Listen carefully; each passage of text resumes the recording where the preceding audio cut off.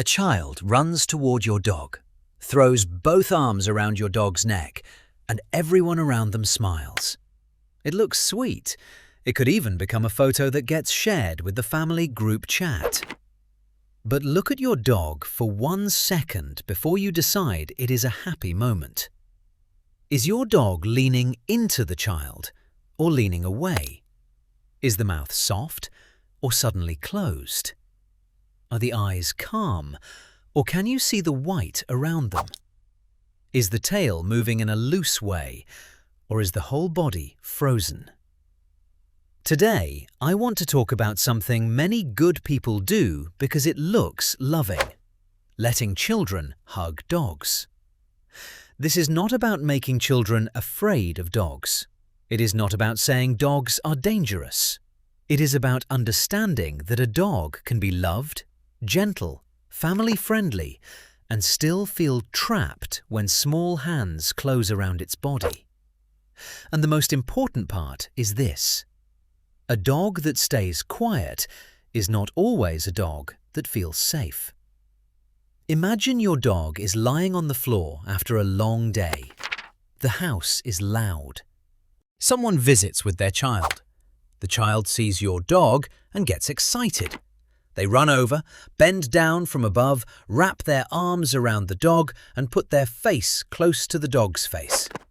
The adults watch. The dog does not bark. The dog does not bite. So everyone says, "See? She loves kids." Maybe she does. But maybe she was trying to get through a moment she did not choose. That difference matters more than people think. Dogs do not hug each other the way humans hug. When a dog puts weight over another dog, blocks its movement, holds its neck, or stares into its face, it can mean pressure. Sometimes it is play. Sometimes it is conflict. But it is not the same warm message humans mean when they hug. Your dog cannot understand the words, "I love you." Your dog understands the picture. Arms around me, no clear path away, a face close to my teeth, and a lot of energy I cannot control. For some dogs, that picture is no problem. For many dogs, it is too much. Here is where people get confused. They think a wagging tail means the dog is happy. A tail can move when a dog is excited, nervous, uncertain, or trying to make a situation less tense. The rest of the body tells the real story. Watch the head. Does it turn away? Watch the ears. Do they move back? Watch the lips. Is there a quick lick when there is no food? Watch the paws. Does the dog stand up and try to leave? These are not rude signals. They are polite signals. Your dog is saying, "I need space." The problem is that people often miss the polite signals, keep the hug going, and then feel shocked when the dog finally uses a louder signal. A growl is not a dog becoming bad. A growl is a dog saying the quiet message did not work. Let me give you a simple picture. Think of a child at a party. A big adult they do not know very well walks over, holds them tightly, puts their face close, and says, "You are so cute." The adult means well. The child may freeze because they do not know what to do. They may smile because they were taught to be polite. But that does not mean they wanted the hug. Dogs have the same right to a little personal space. We should not expect them to accept every touch simply because they live in our home or because they have a friendly face. The first rule is easy. Do not ask a child to hug a dog, and do not reward the photo of a child hugging a dog. Instead, teach the child something better. Teach them how to invite the dog to come close. A safe child can stand sideways, keep their hands low, and let the dog decide whether to approach. They can toss a treat away from their body if the owner says that is safe. They can pet the dog briefly on the shoulder or chest, not reach over the head, and then stop. That stop is important. It gives the dog a vote. If the dog comes back for more, the dog is choosing contact. If the dog walks away, turns its head, sniffs the ground, or goes to the owner, the interaction is over. No drama, no child being scolded. No dog being punished. Just a clear lesson. When a dog says no, we listen. You may be thinking, but my dog loves hugs. Maybe your dog does. Some dogs enjoy pressure from the people they know best. They may rest against you on the couch or put their head on your lap. But that does not automatically mean they enjoy hugs from children, from visitors, or from a person they only see once a year. Context changes everything. A dog may accept a cuddle at night with one trusted adult and feel uncomfortable when a loud child grabs them during a birthday party. Do not use one good memory to decide every future situation is safe. Make the picture easy for your dog, especially when children are involved. Children move quickly. They make sharp sounds. They fall, wave toys, hug suddenly, and often do not understand when a dog is trying to leave. That is not because children are bad. They are still learning. And because they are still learning, adults have to be the safety system. This is the moment where many accidents begin. An adult says, "It is okay, he is friendly." Then the adult looks at a phone, starts a conversation, or walks into the kitchen. The child keeps touching. The dog gets more uncomfortable. The child follows the dog. The dog loses the last easy way to leave. Then 1 second changes everything. The best time to prevent a bite is not when the dog is growling. It is 10 minutes earlier when you see the dog get up and move away for the first time. That is why I want you to notice one simple thing today. Does your dog have an escape route? If a child is near your dog, can the dog walk away without being followed? Is there a bed, a crate with an open door, a gated room, or a quiet space that belongs to the dog? A safe dog is not a dog forced to stay calm in the center of a room. A safe dog is a dog that can choose distance before stress gets big. Give your dog that option. Then teach the children that the dog's bed means do not disturb, not maybe. Not only when the dog looks tired, always. The bed should feel like a safe room with no locked door. Now let us talk about the dog people call bomb-proof. Maybe your dog has been patient with children for years. Maybe children climb around them and nothing bad has happened. That is wonderful, but it is not proof that the behavior is safe. It may only mean your dog has tolerated it so far. Dogs do not keep a public score where they announce, "I have only 2 hugs left." Stress can build quietly. A dog may be tired, sore, sick, surprised, protecting food, or simply not in the mood on one different day. The hug that looked cute 100 times can become too much on the one day your dog has less patience. You do not need to live in fear of that day. You just need to stop rehearsing a picture that asks your dog to tolerate discomfort.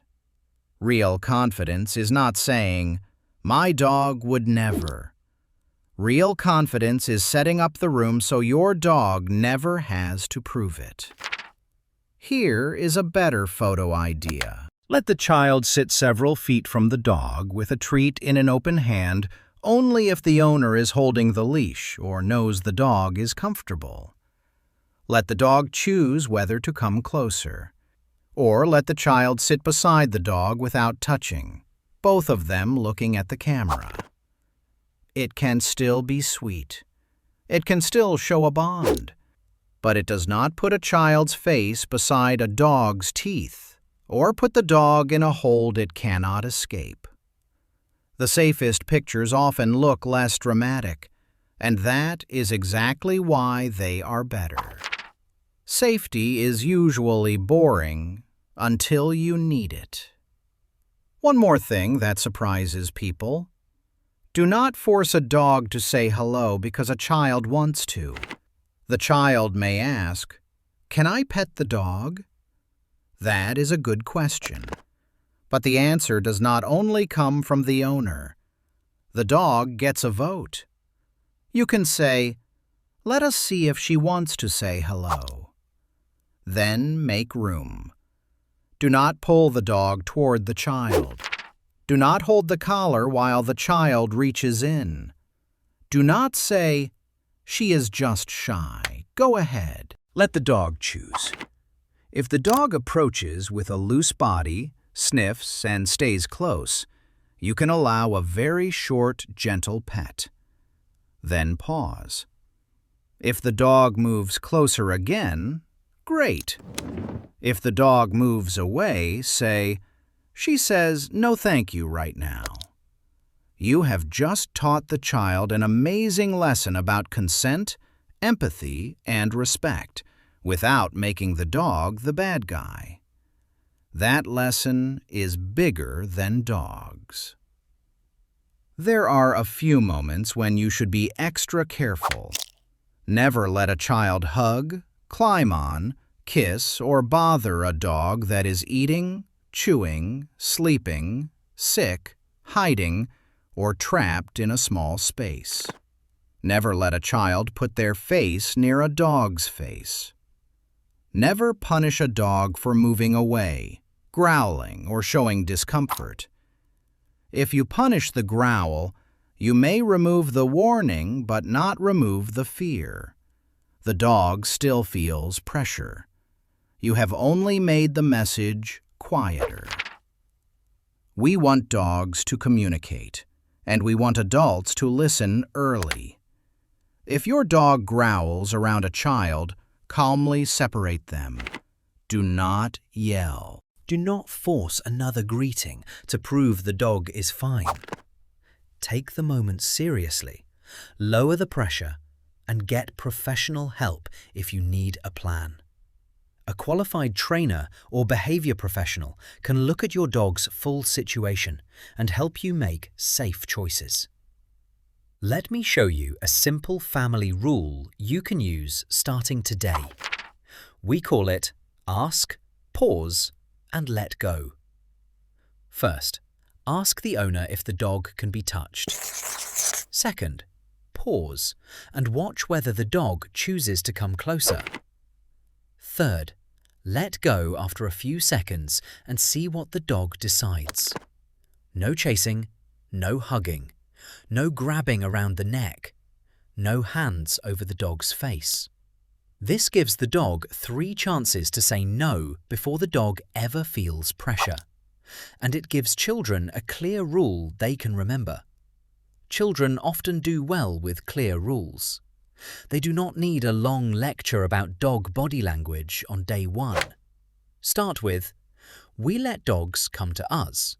We pet gently for 3 seconds. Then we stop. If the dog walks away, we let the dog go. Practice it with a stuffed animal first. Make it a game. Ask the child to show you a quiet hand, a soft voice, and a statue body. Then praise them when they give the dog space. You are not taking away the joy of dogs. You are teaching the kind of behavior that lets dogs and children enjoy each other for years. Think about what a real friendship looks like. A real friend does not grab you when you are resting. A real friend does not follow you into every room. A real friend notices when you want space. Your dog deserves that kind of friendship from the people in your home. And children deserve to learn how to build it. The goal is not a child who can touch every dog. The goal is a child who can read the situation, respect a boundary, and enjoy a dog without needing to hold it. That child will be safer around dogs for the rest of their life. Your dog may become more relaxed too, because the dog learns that people will protect its space instead of making it handle every uncomfortable moment alone. Here is a quick challenge. For the next week, watch every interaction between your dog and a child. You do not need to be nervous. Just become a detective. How often does your dog walk away? How often does the child follow? Does your dog look loose after a few seconds of petting? Or does the dog lick its lips and turn its head? Does your dog have a quiet place to rest? Write down one small change you can make. Maybe it is moving the dog bed. Maybe it is putting a gate near the busy room. Maybe it is teaching your child the 3-second pause. Small changes are powerful because they happen every day. Do not wait for a scary moment to make a good rule. Set up the rule while everything is calm. The best dog training is not always about telling the dog what to do. Sometimes it is about teaching the humans around the dog what not to ask of them. Your dog does not owe anyone a hug. Your dog does not have to accept kisses, hands, toys, or attention to prove they are sweet. A dog can be wonderful and still want space. A child can love dogs and still learn to stand back. Both things can be true at the same time. So the next time someone reaches for your dog and says, "Can I get a hug?" you can smile and say, "We do not hug dogs, but you can let her choose to say hello." That one sentence can protect a child, protect your dog, and teach a better kind of love. Give your dog a way out. Watch the small signals. Make contact short and optional. And remember, the sweetest moment is not a dog that puts up with a hug. It is a dog that chooses to stay close.